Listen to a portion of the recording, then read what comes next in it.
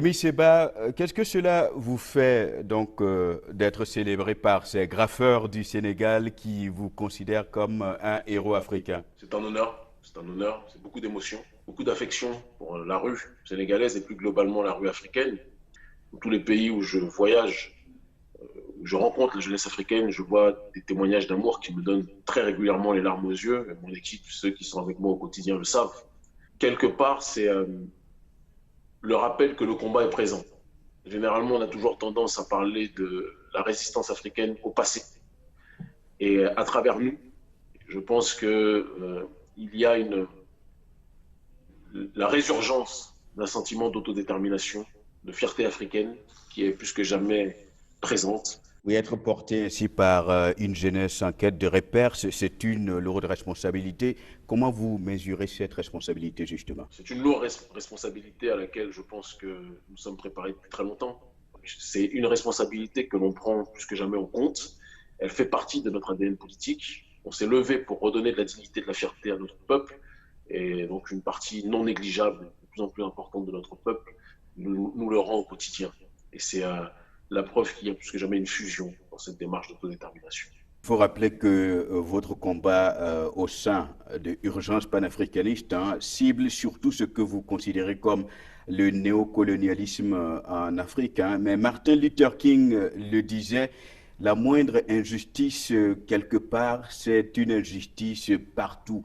Est-ce que vous vous sentez, si vous partagez bien sûr ces propos de Martin Luther King, est-ce que vous vous sentez un devoir de solidarité avec les afro-descendants, notamment des États-Unis, qui sont confrontés aux brutalités policières, à la discrimination et au racisme Kémy Seba? Alors je souscris complètement, bien évidemment, je peux avoir des désaccords sur un bon nombre de points avec l'aîné Martin Luther King, que j'aime malgré tout profondément, comme la plupart de mes aînés, mais je souscris complètement à son propos. Mais de la même façon que je souscris à son propos, j'ai une grande solidarité, je le dis, vis-à-vis de notre population, pas simplement aux États-Unis, dans la diaspora. Mais j'ai quand même, malgré tout, une distance critique réelle vis-à-vis de Black Lives Matter, ou du moins de la présentation médiatique qui en est faite, et de l'instrumentalisation qui en est faite, et je vais m'expliquer très rapidement de cela. Alors, premier point sur ce qui est des brutalités policières. Moi, je suis issu de la diaspora, je suis né en France, j'ai vécu pendant plus de 20 ans, d'accord, en France, donc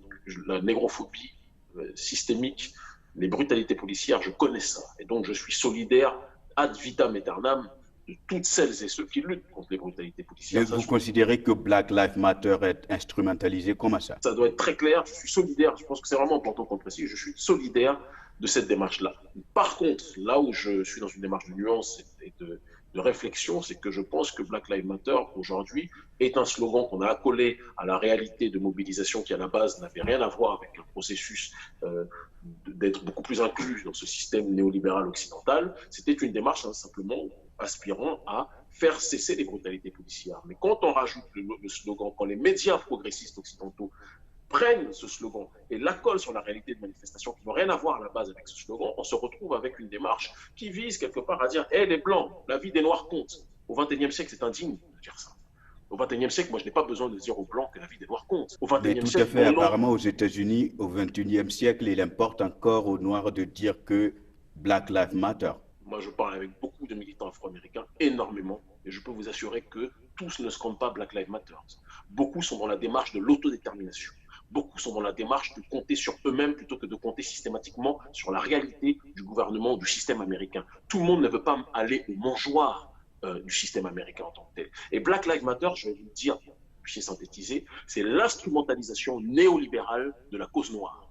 Il faut vraiment retenir ce propos parce que c'est un propos extrêmement important. C'est de Et la qu'est-ce même que ça façon veut qu'il y dire a eu justement? Qu'est-ce que ça de la veut même, dire? fa de la même façon qu'il y a eu le printemps arabe, l'instrumentalisation, la désorientation d'une révolte légitime des masses prolétariennes arabes, d'accord, vis-à-vis de leur régime, il y a eu un accompagnement d'un certain nombre de structures comme Open Society, etc., pour réorienter ces mobilisations vers des démarches beaucoup plus néolibérales sur le terrain sociétal.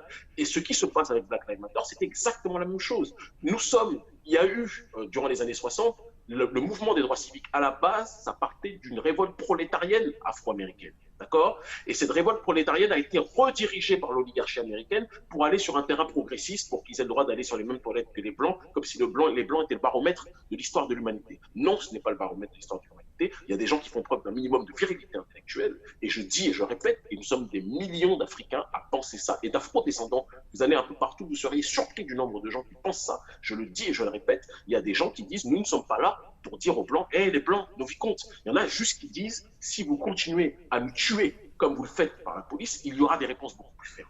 Et je pense que face à ce débat, il y a deux voies qui s'ouvrent. Soit la demande d'être inclus dans ce système néolibéral en disant arrêtez de nous tuer, acceptez-nous, intégrez-nous mieux. Et l'autre démarche, c'est la démarche de l'autodétermination. On ne va plus jamais vous laisser nous tuer. Nous allons nous organiser, nous allons nous structurer en tant que communauté qui va être capable de tracer un tissu économique, un tissu politique, un tissu culturel beaucoup plus fort. À l'image des communautés asiatiques qui, lorsqu'elles sont dans la diaspora, n'ont pas besoin de dire Black Lives, de dire Chinese Lives Matter, Japanese Lives Matter. Ils s'organisent en tant que tels et ils sont capables d'être dans des sanctions économiques à chaque fois qu'on manque de respect à ces derniers. Et c'est là où j'appelle aussi le continent africain en précisant une chose. Il n'est pas normal que quand nos populations sont molestées, assassinées dans la diaspora, les dirigeants africains soient dans une inertie la plus totale. C'est quelque chose là aussi qui doit changer. L'Union africaine, il faut le rappeler, a quand même condamné le meurtre de George Floyd. Mais la condamnation de mots, ça sert à quoi, concrètement? Ils n'ont pas les C'était une possibilités de faire première. autre chose. C'était une première, d'habitude, c'est le silence total. Oui, mais le silence n'est pas suffisant. Mais la déclaration, les promesses d'intention, ce n'est pas suffisant aujourd'hui. L'Union africaine, c'est 54 États. 54 États qui, comme le disait Kwame Nkrumah, ont la possibilité de changer le cours de l'histoire de l'humanité. Mais malheureusement, si on s'en tient simplement à des déclarations d'intention, on risque malheureusement de se retrouver dans un théâtre à ciel ouvert. Et c'est ce qui se passe aujourd'hui. Nous disons simplement une chose. Face à cette réalité de Black Lives Matter, la chose la plus urgente, la plus importante pour nos communautés dans la diaspora, vous avez parlé des États-Unis, mais si vous le permettez, je parlerai aussi de la France.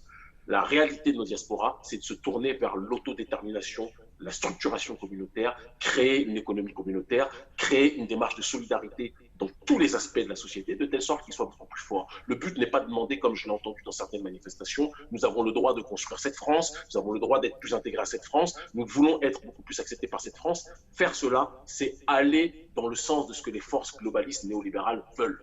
Être dans une démarche inclusive vis-à-vis d'un système capitaliste multiculturel où la couleur qui compte le plus, c'est la couleur de l'argent, certes, d'accord, mais ce n'est pas la couleur de l'identité. On ne doit pas se déraciner, on doit se réorganiser et défendre notre patrimoine. Et je le dis, Black Lives Matter, tel que c'est présenté aujourd'hui, c'est une diversion par rapport à la réalité de l'agenda de notre peuple. Oui, mais à la base de la revendication ou des revendications de Black Lives Matter, c'est l'égalité devant la loi, l'égalité des opportunités. Comment est-ce que l'autodétermination pourrait-elle être possible pour les Afro-descendants en France comme aux États-Unis s'il n'y a pas égalité devant la loi? Nous sommes aujourd'hui au XXIe siècle dans des pays où il y a diverses communautés qui vivent.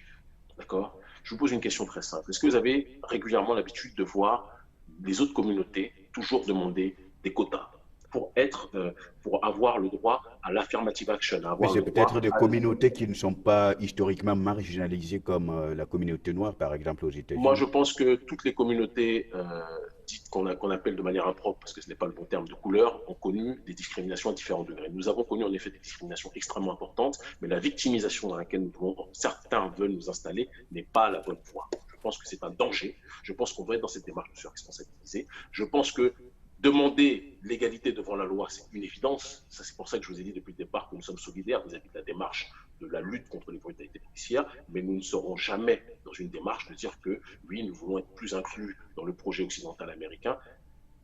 Tant que les diasporas continueront à regarder vis-à-vis d'une démarche d'intégration en Occident, plutôt que de regarder ce qu'ils peuvent faire en tant que communauté diasporique en lien avec l'Afrique, tant qu'on tournera toujours le regard vers plus d'intégration vis-à-vis de l'Occident, on se perdra. Les communautés qui marchent sont des communautés qui cherchent l'enracinement dans ce monde globalisé. Ce sont des communautés qui sont capables de résister à ce déracinement programmé. Les communautés qui sont capables de revaloriser leur identité en tant que telle. Les communautés qui sont capables de créer un tissu économique, parce que le monde dans lequel on vit, c'est l'économie qui régit. Un tissu économique qui nous permettra d'exister dans ce concert, justement, des nations en tant que telles. Si on n'a pas ça, on ne pourra pas avancer. Comment expliquez-vous que les communautés africaines de la diaspora sont celles qui consomment le plus à l'extérieur, mais qui ne produisent quasiment rien à l'intérieur de leur communauté, ou en tout cas pas suffisamment par rapport à ce qu'elles pourraient faire? Tant qu'on passera notre temps à consommer ailleurs plutôt que consommer chez nous, il ne faudra pas s'étonner qu'on soit considérés comme les derniers de la classe, les dernières roues du carrosse. Il faut qu'on soit capable de réapprendre à fonctionner entre nous.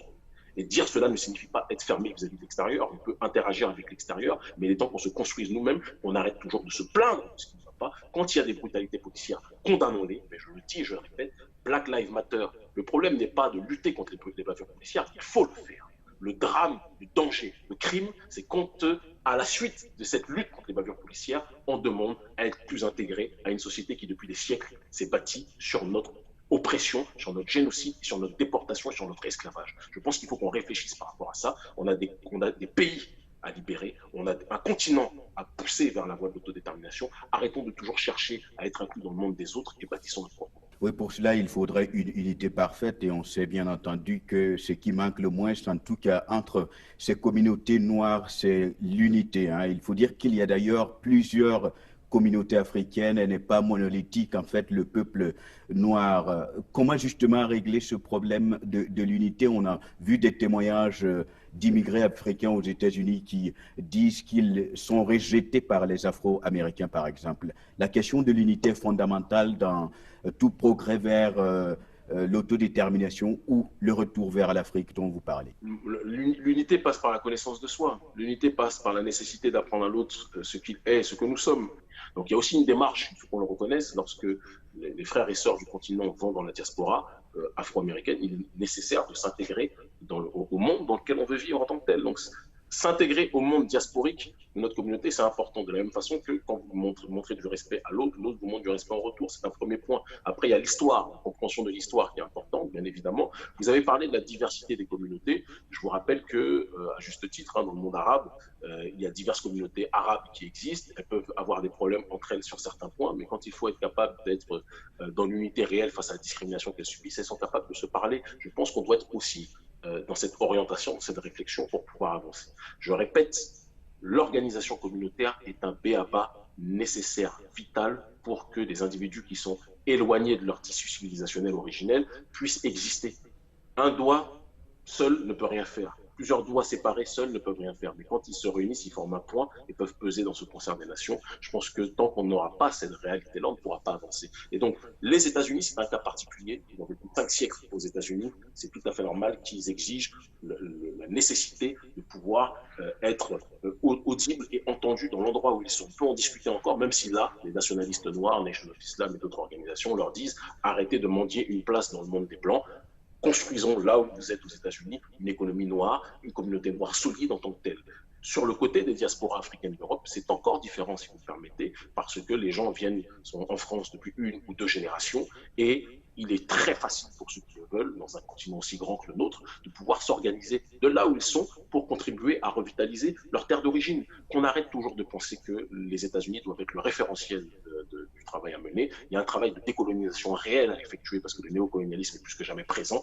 Et les gens qui sont dans la diaspora, mes frères et sœurs que j'aime profondément, qui sont dans la diaspora, je leur demande fondamentalement, et je leur dis, ils le savent, de se tourner vers l'Afrique, de voir ce qu'ils peuvent faire pour aider l'Afrique, d'arrêter de chercher une place en Occident parce que l'Occident n'est pas chez nous et il faut qu'ils se rappellent de cette réalité-là. Kémy Séba, à travers Urgence panafricaniste, hein, vous avez sorti la question, le débat sur le franc CFA, l'avenir du franc CFA, du cercle d'élite auquel cette question appartenait. C'est désormais en fait une question qui est assez populaire. En Afrique, on en sait quelque chose. Et il y a des évolutions depuis 2017. Hein. Il y a des évolutions. On a annoncé la disparition programmée du franc CFA. Est-ce que vous êtes satisfait de cette évolution-là? Pour moi, c'est une évolution qui en réalité est une arnaque organisée, structurée par l'oligarchie française, c'est-à-dire qu'ils nous font croire qu'ils lâchent du lest sur un certain nombre de sujets. Ils enlèvent les comptes d'opération, ils enlèvent les représentants de la Banque de France, qui peuvent paraître comme des victoires symboliques, mais ils gardent l'élément le plus important, qui est l'arrimage à l'euro, d'accord, qui est le taux de change fixe, alors qu'on avait la parité fixe, alors qu'on avait parlé de taux de change flexible, arrimé à un panier à devises. Donc, ce qu'ils veulent en réalité, c'est un franc CFA 2.0, mais élargi cette fois-ci à la zone des pays anglophones. Et ils se servent c'est toujours le même procédé qu'ils font, c'est la même chose avec Black Lives Matter. Ils se servent d'une contestation légitime qui est la nôtre pour en réalité nous donner la sensation qu'ils nous écoutent, alors qu'en réalité ils essaient de réorienter la révolution que nous menons vers des intérêts qui sont les leurs. Mais on ne les laissera pas faire. Et quand l'écho va commencer à circuler, il y a un certain nombre d'actions qui sont prévues à ce sujet-là aussi. Donc vous estimez qu'avec l'écho, vous ne serez pas sorti de l'auberge? On a avancé, mais on n'est pas sorti de l'auberge. Donc par quoi alors le franc CFA devra-t-il être remplacé? On l'a dit, comme je redis ce que le président du Nigeria et du Ghana ont dit, c'est qu'on veut la monnaie éco ne soit pas la monnaie, le projet éco tel que veut Macron, mais tel que le veut Boari, tel que le veut le président Nana Akufo-Addo, c'est-à-dire une monnaie éco arrimée à un panier de devises au taux de change flexible, d'accord, qui n'a plus rien à faire avec le trésor français en tant que tel. Et je pense que c'est la moindre des choses. Je pense que c'est la moindre des choses. C'est un projet qui date d'il y a très longtemps. Le problème, c'est que les présidents ne croyaient pas à ce projet. Il a fallu que nous mobilisions dans la rue pour que ce projet soit remis suite à nos revendications du jour. Et bien, nous jumelons nos voix avec les présidents ghanéens et nigérians. Et nous pensons que c'est la seule voie du salut pour que nous puissions nous rapprocher sur le terrain économique de l'autodétermination. Kémy Séba, je vous remercie. C'est moi qui vous remercie.